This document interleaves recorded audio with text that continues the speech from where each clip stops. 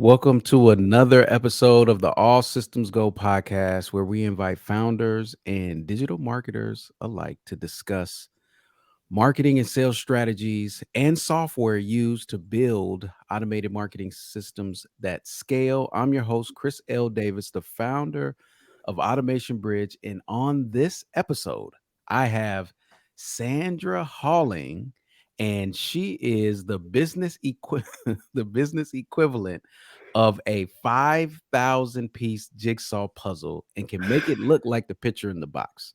Right? For all my puzzlers out there, you know the journey of how many times do you look at that picture while you're putting the piece together?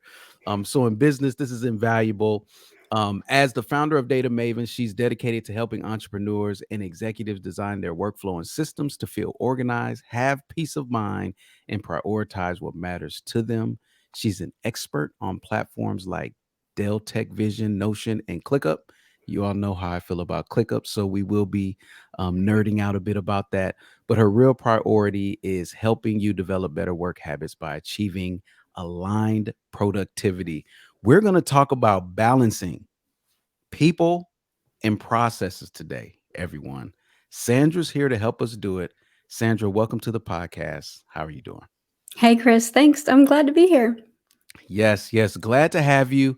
And before we jump into it, I love talking process. Every process is everything. Everything's a process.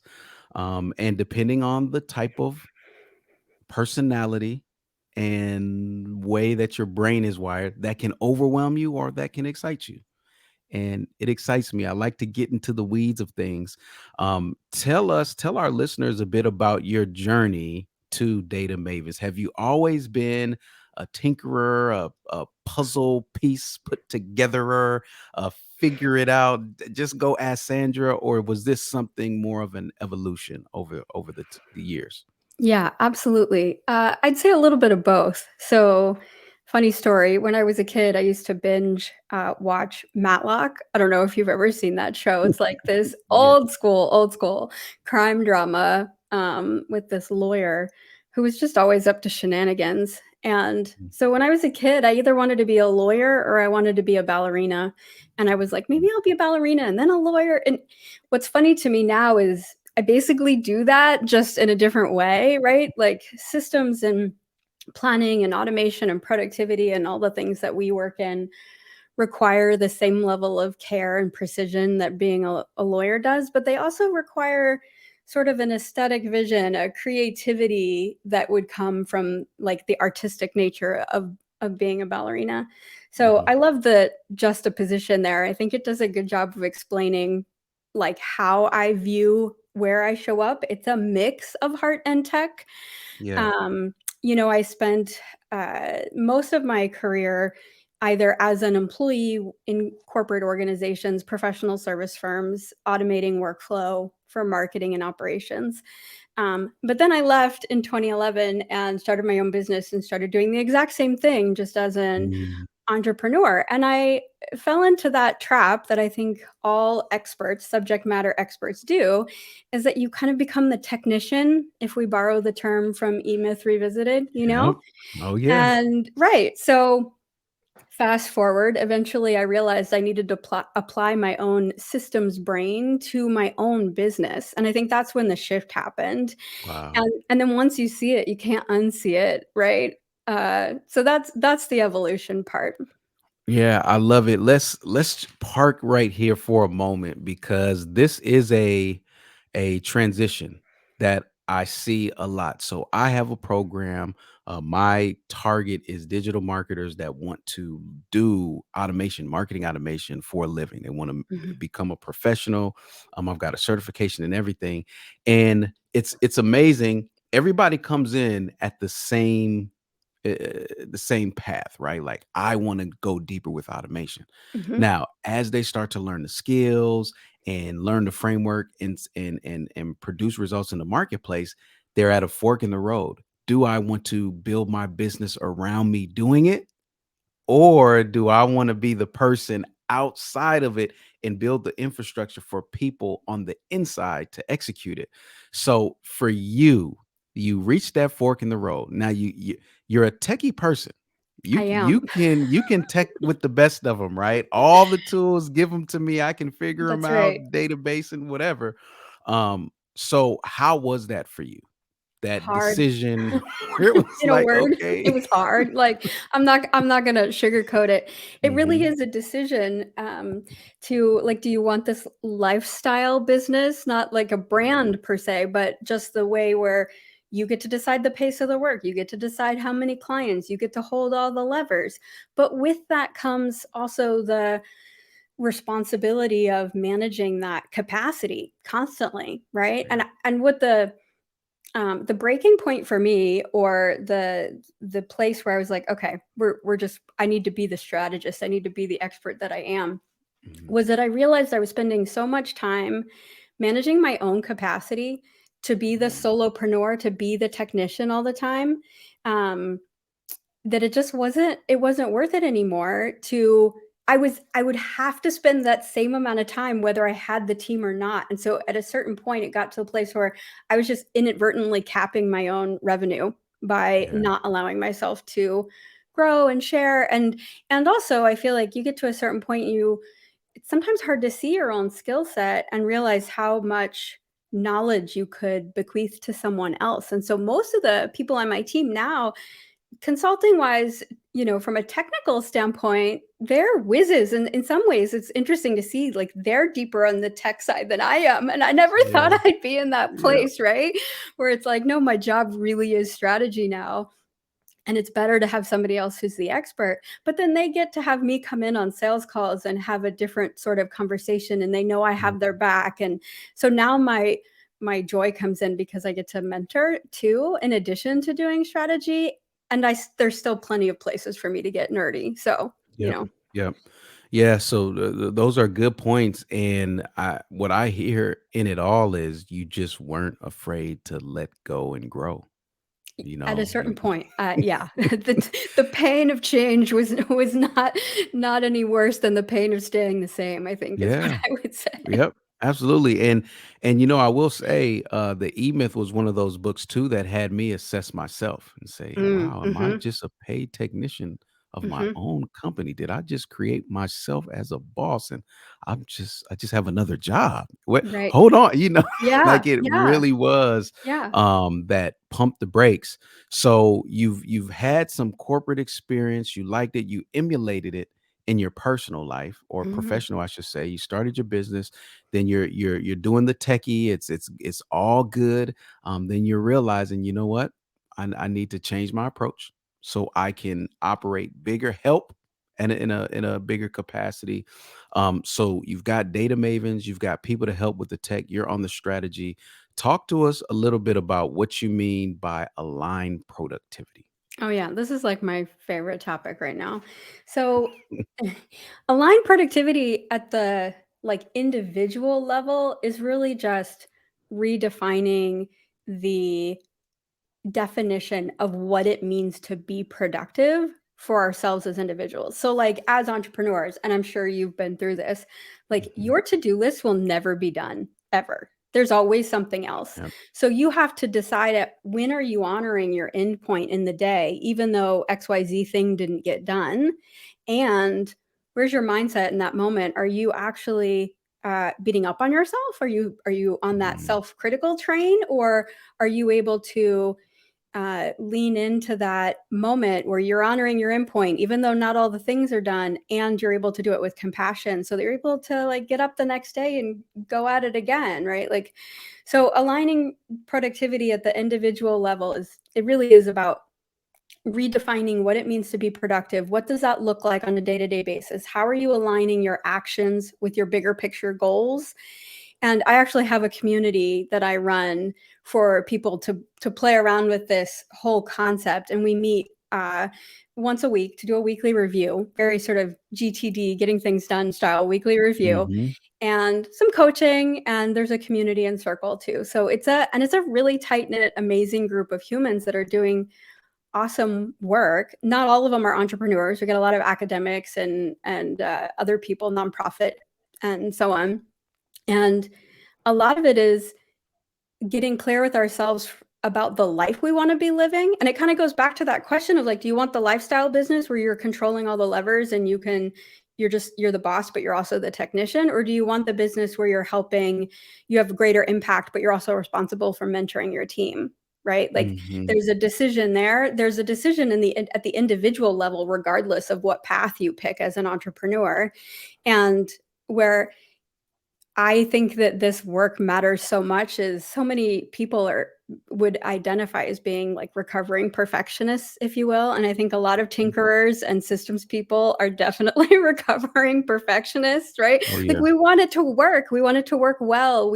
This is why we put the care in and why people trust us to do it, is because we're going to apply that level of, meticulous sight to what it is Mhm. we're doing, but there's a point where it becomes detrimental, and I think we all have to decide for ourselves where it is.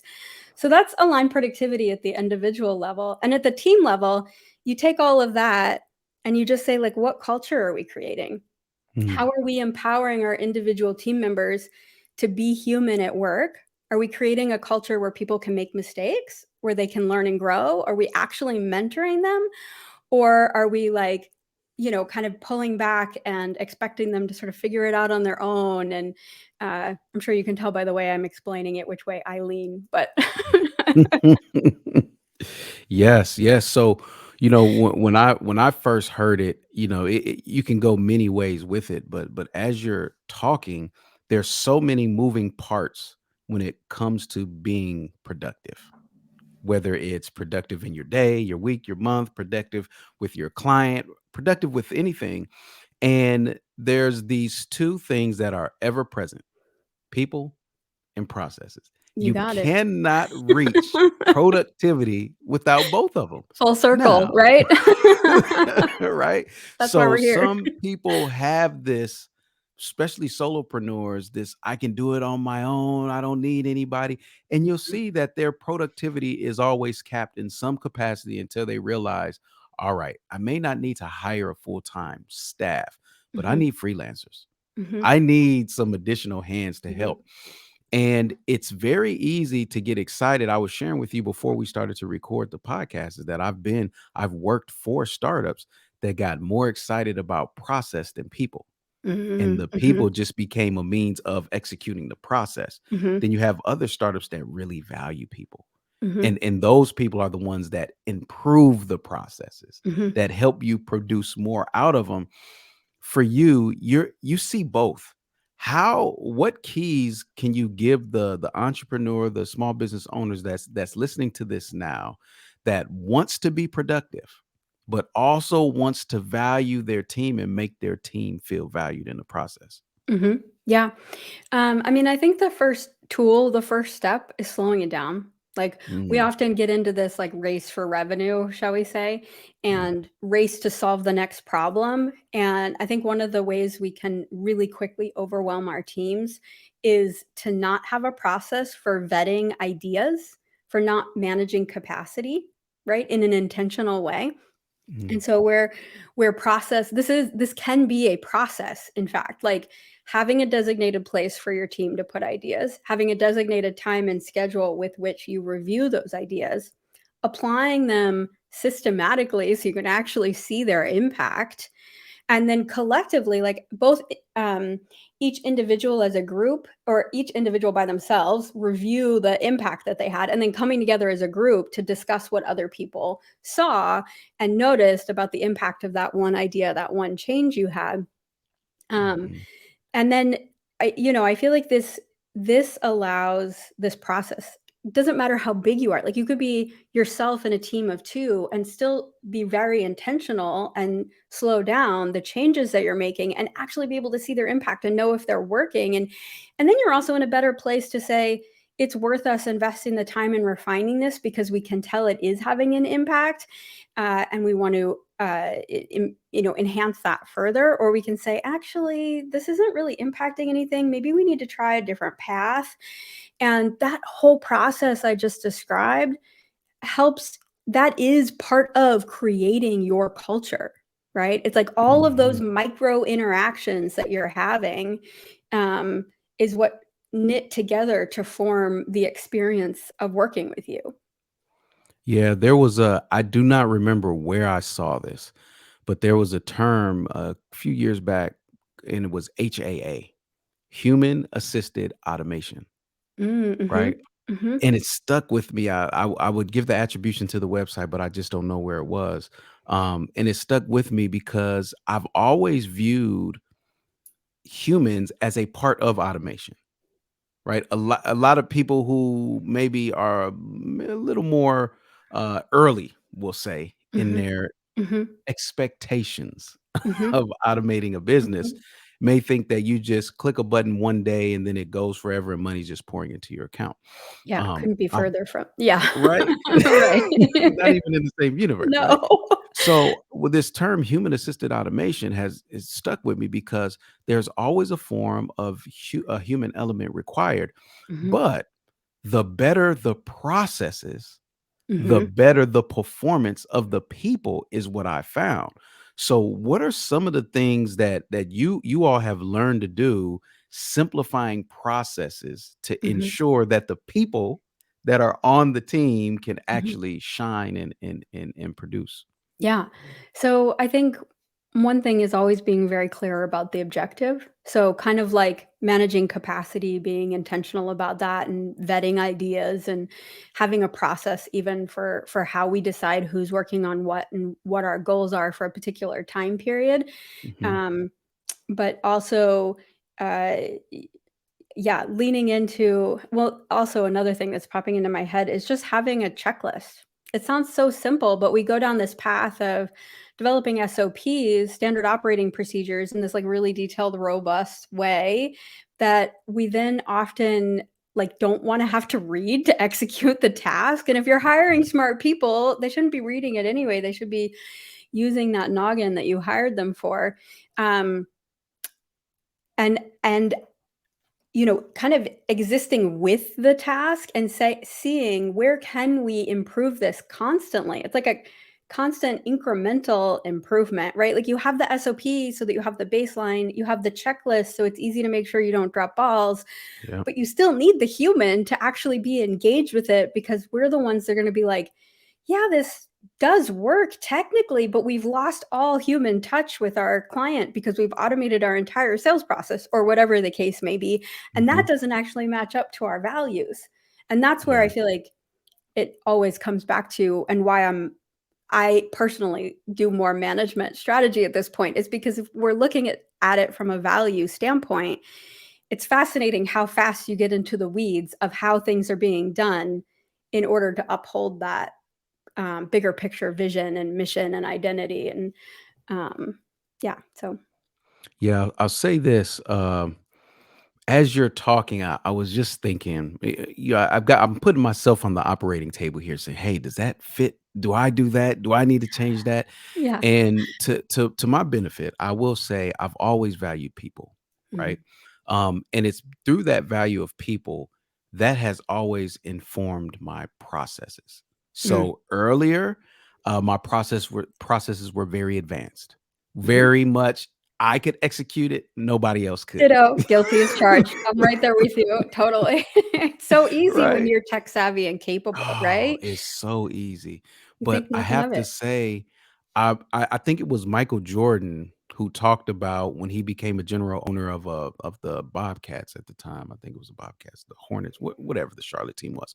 Mhm. But they were talking about how would a ring feel to win it as a general manager, and he said it would feel even greater than the rings that he's won because he's not on the floor.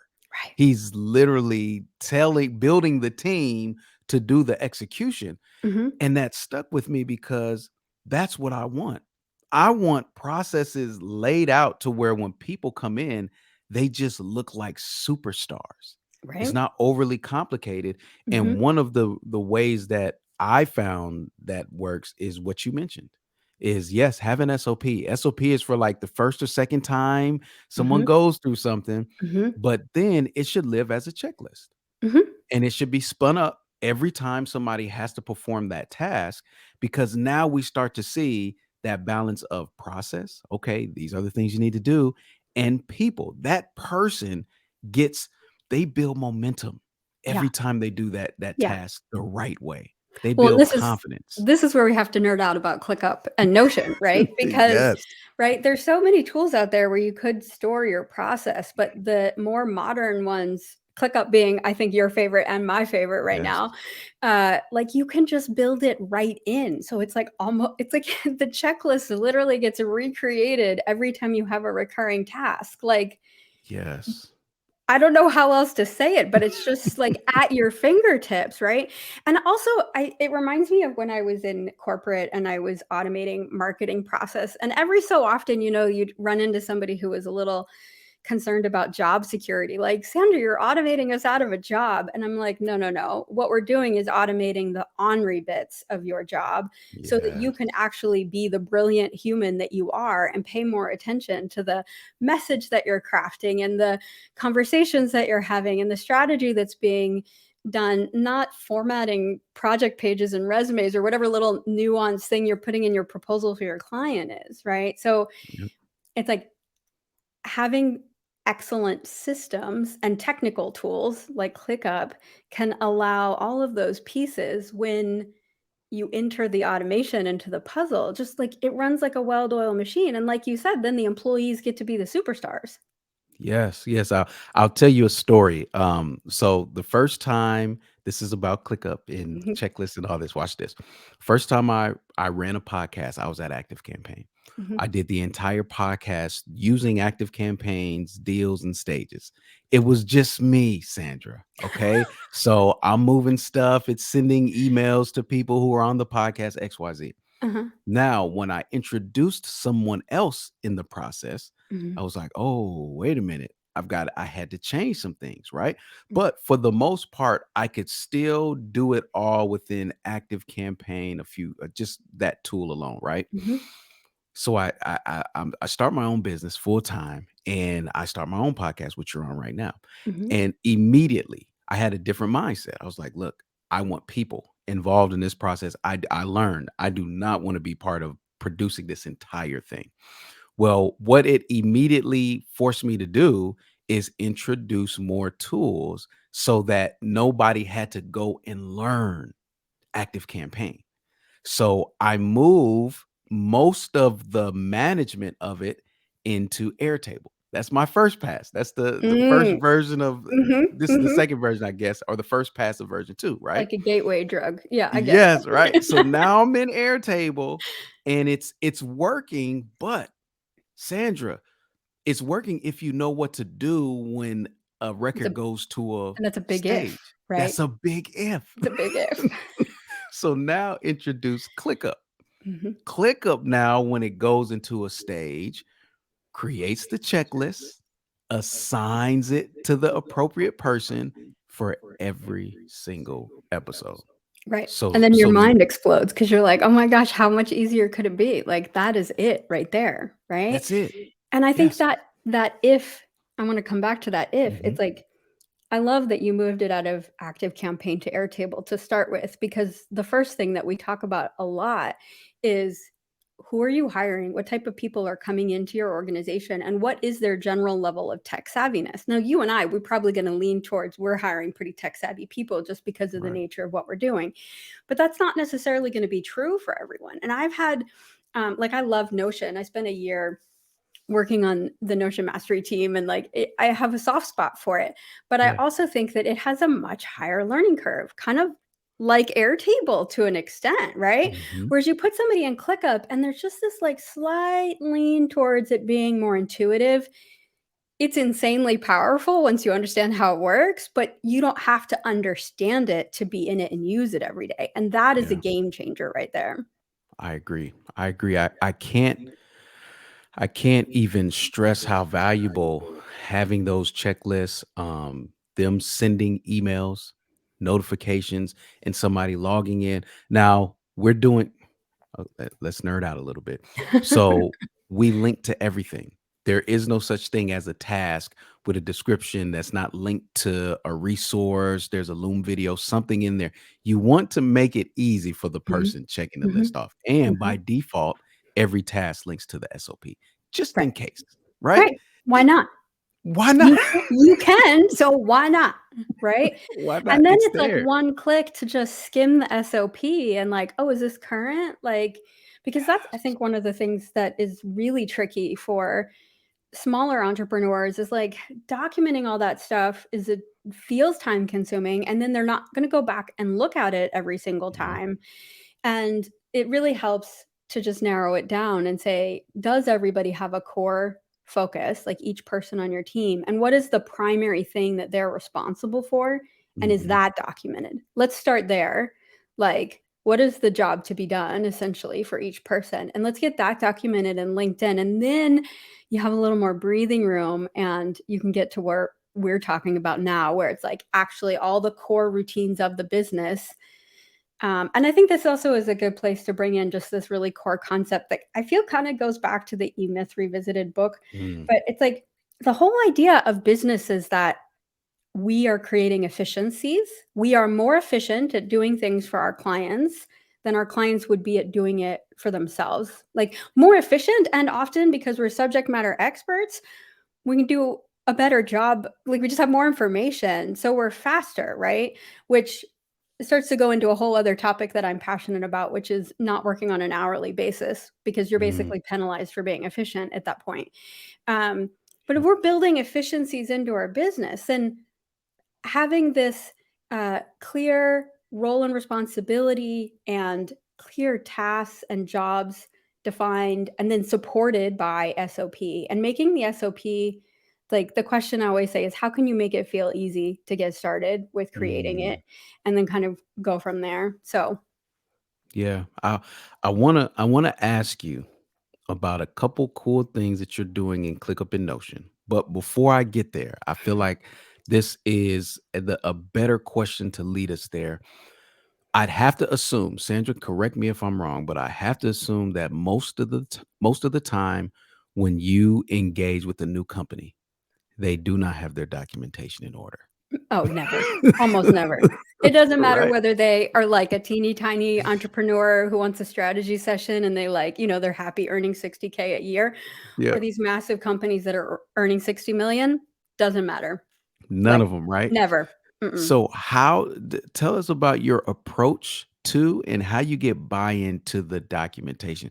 Do you all create it? Do you train the Mhm. team to do it as they are executing new Mhm. things? Mhm. What's your approach to doing that documentation? Yeah, so it varies greatly based on the size of the organization, in Yeah. in my opinion, or the best practice would vary greatly. The smaller the team, the more I think it's critical that you focus on key functions, not just tasks, but functions.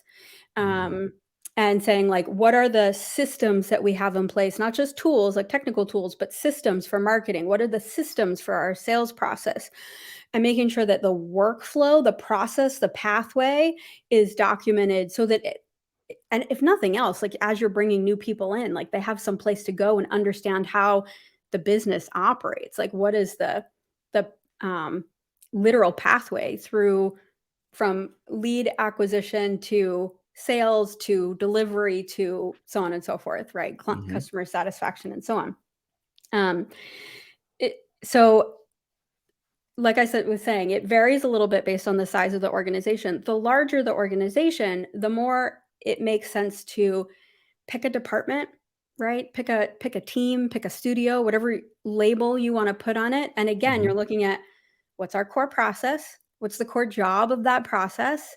And like keep inching it down. It's not that different actually than if we think about the way I would coach somebody into cleaning up their own personal to-do list. It's like how often do we put something on our to-do list that's like write book, plan a state, right? And like okay, that's not just a project, that's probably like 5 projects, never mind Yeah. like 27 tasks each and Yep. no process with any of them. So it's like break it down. Is it something you can do in 15 to 30 minutes? No. Okay, break it down again.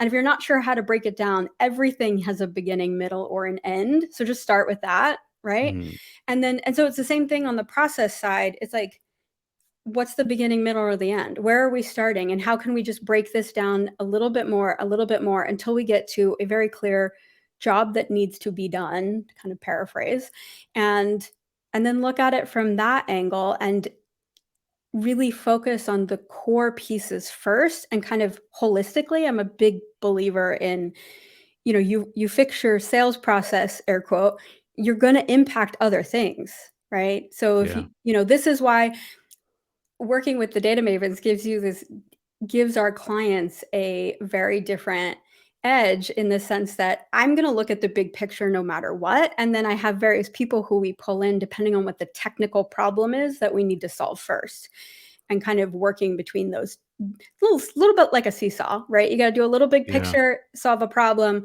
a little more big picture, solve another problem, and kind of work through it that way. Yeah, I've these are one of the principles I teach, and it's document while you do.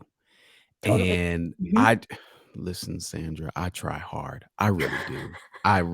There's sometimes if I'm in the process, if I'm the one in it responsible for producing it, Hmm. sometimes I just get excited.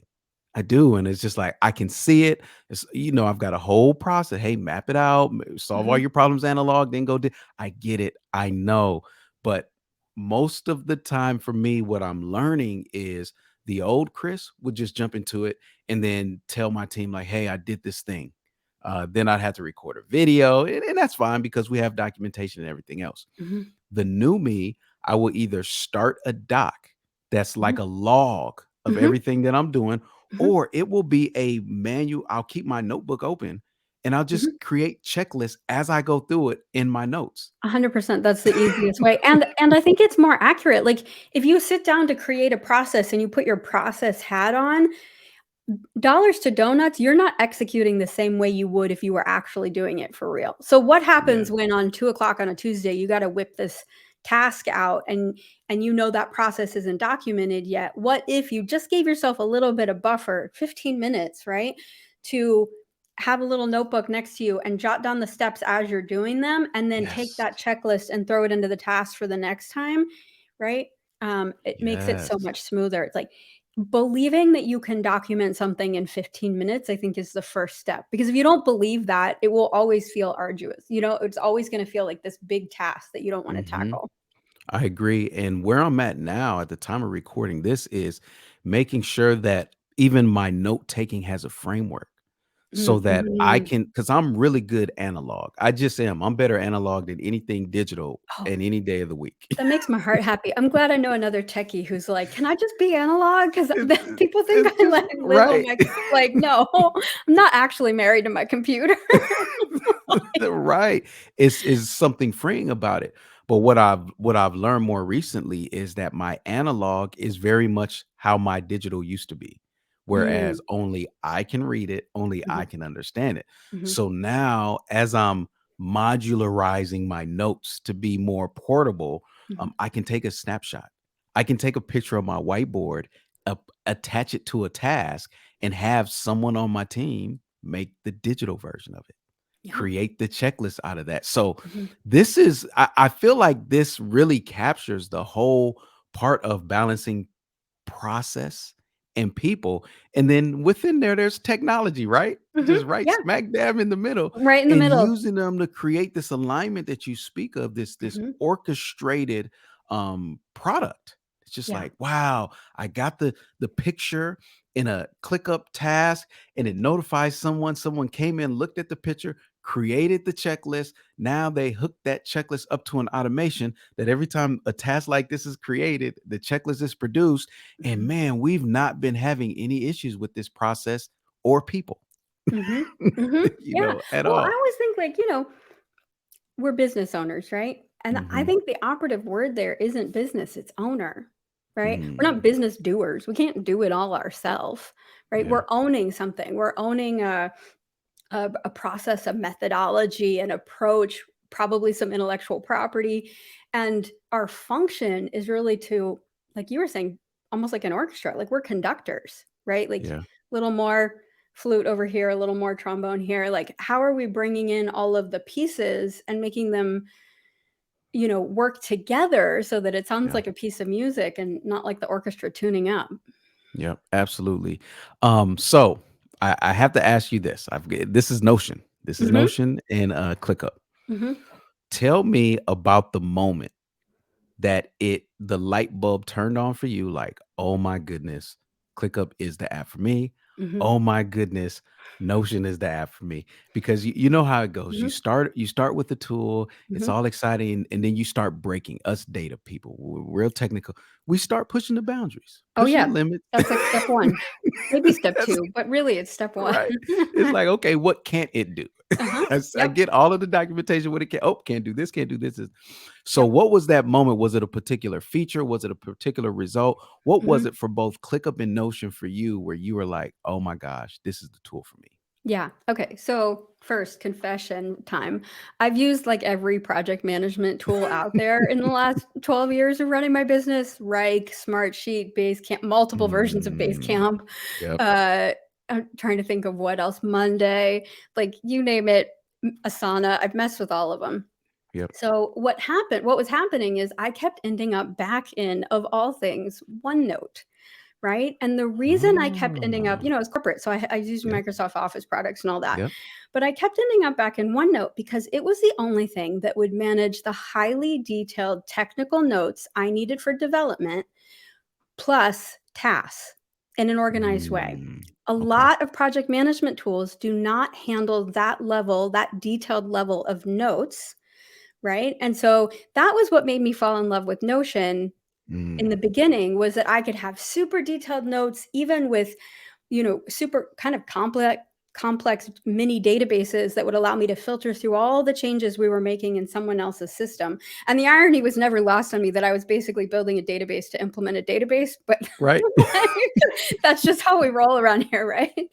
Uh, Yep. so I loved it, and then what happened is my team started growing, and granted, Notion just came out with some new features. Like just last week, they were displaying some new things, and so things are changing for the better in terms of using Notion to manage a team. But at the time, you couldn't lock pages from being Mm, changed, and I was spending a lot of time just updating filters, trying to get a handle on what everybody was working on.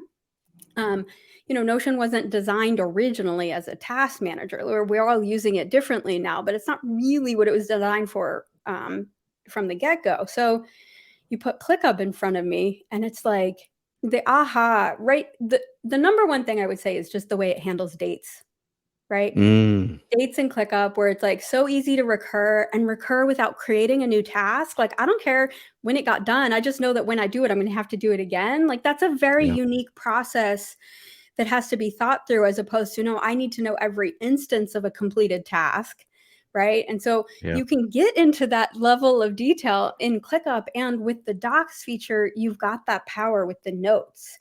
yeah, And so for me, in my work and with the level of technical stuff that we do, it's the blend of note taking and how does it handle dates and assigning and like recurring things. It's like trying to find that happy medium. So that's what made me yeah. like grab onto ClickUp and hold on to it for sure. Yeah, I'll say for me for Notion, I'll go here. Me for Notion was the embedded page approach. How Mm. Mhm. like it was a full page that you can embed Mhm. within a Mhm. it just made organization a lot easier, like Mhm. clicking Mhm. around trying to find things. And so that was what first attracted me, and then what got me was the database ability. I Yeah. was like, wait a minute, I can put a database within a page, and that page is not dedicated to just be a database. I can actually have other notes You can have another on this. database inside it. Like, You can have this multiple is databases. this is where Notion starts to become a merry-go-round. It's like, where do you start? Where do you stop? Yes, And I yes. think when you have a team, goes back to what I was saying earlier, if you have a team with different technical backgrounds coming into Mhm. something like Notion, being able to protect who's creating new pages and who's like monitoring and managing the structure of Notion.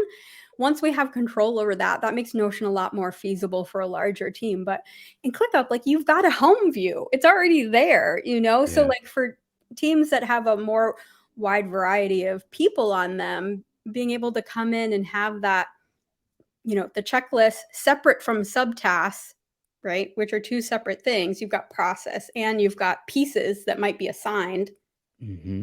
plus the recurring dates. I think if there's, things like launch strategy or, marketing automation that requires, like we were talking earlier, the human element, Yep. having something like ClickUp where all of that can be predefined and then launched with a template with one click of a button, like, Yep. hello. Yes, yes. So it's great.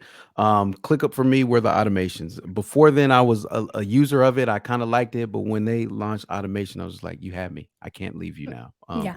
Yeah. All right. Well, Sandra, this was great. If our listeners want to find out more about you, about the Data Mavens, about how to engage with you, learn more from you, where should they go?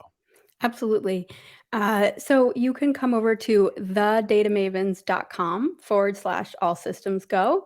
And I actually have a special treat for the listeners who are curious about the aligned productivity community I was talking about. We're doing 10% off for the listeners. So you can use the code all systems go and get 10% off of joining us, which will be awesome. I'd love to have you.